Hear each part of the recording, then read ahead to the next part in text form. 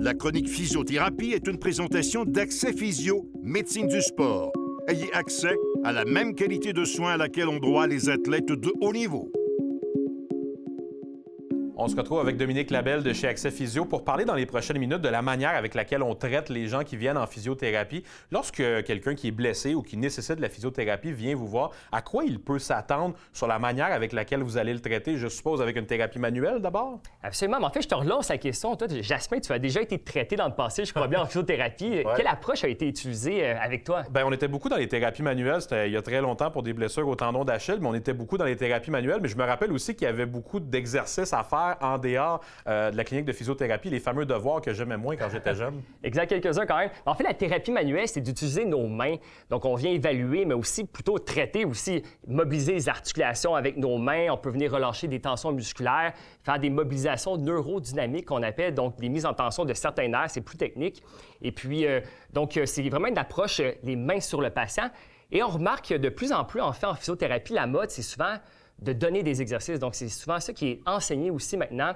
Certains patients vont voir des physiothérapeutes et se font donner de très, très nombreux exercices et se font moins touchés par les physiothérapeutes, en fait. On va en parler de ces exercices-là dans quelques instants, mais je te demanderai d'abord de où c'est venu ce changement de tendance-là sur la manière avec laquelle vous faites votre métier. Est-ce qu'il y a eu un conventum à un certain moment qui a dit que c'était moins bon de faire les thérapies manuelles? Pourquoi on en est là maintenant? En fait, il y a beaucoup d'études qui ont démontré, beaucoup de recherches par rapport aux exercices qui démontrent leurs bienfaits. Donc, ça a été quelque chose qui a été très développé récemment, les exercices. Donc, il est rendu encore plus populaire à la mode, je dirais. Là. Bon, justement, ces exercices-là, un peu, c'est un terme qui est assez large, ça peut englober beaucoup de choses. C'est quoi exactement ces exercices-là? Qu'est-ce que tu vas donner, toi, comme physiothérapeute, comme devoir, entre guillemets, à un jeune joueur de hockey qui s'est blessé et qui doit continuer le travail à la maison? Mais enfin, en physiothérapie, on vient justement, nous, chez Accès Physio, on travaille en thérapie manuelle. Donc, tout d'abord, lorsqu'on voit, par exemple, un problème d'épaule, on vient dégager des surfaces articulaires. Ça peut être au niveau du haut du dos, des tensions musculaires autour de l'omoplate, par exemple. Donc, on vient dégager certaines structures.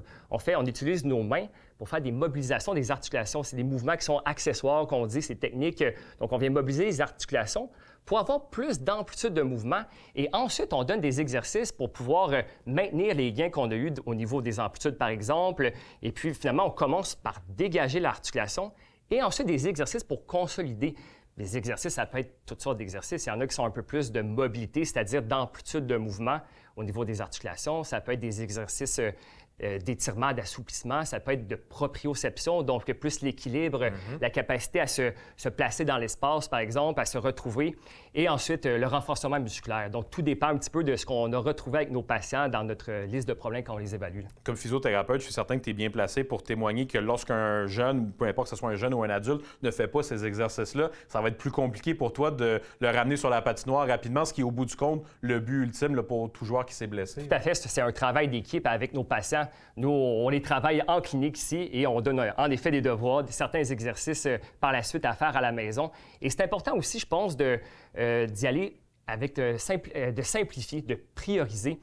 Ça a été démontré qu'après 3-4 exercices, la compliance, donc la motivation des patients, souvent, est moins là. Donc, d'avoir une dizaine d'exercices, par exemple, des fois, c'est trop. On est tous bien occupés. C'est pas évident de tous les faire. Donc, souvent, ce qu'on propose, nous, en physiothérapie, c'est d'en donner quelques-uns exercices qui sont principaux, qui sont importants pour cibler des problèmes principaux. On l'a vu dans les dernières années avec la pandémie, beaucoup de gens qui se sont équipés à la maison un peu pour faire un paquet d'exercices qui étaient peut-être plus sur le côté entraînement que sur le côté physiothérapie, mais je pense que les exercices que vous avez à donner, c'est pas nécessairement des choses qui demandent énormément de matériel, c'est des choses qui s'accomplissent avec son corps seulement. Là. Absolument. Par exemple, au hockey, on va travailler beaucoup la proprioception, par exemple. Donc, on peut faire certains mouvements qui sont sur une jambe pour pratiquer l'équilibre, la capacité à ne pas perdre l'équilibre, la force musculaire.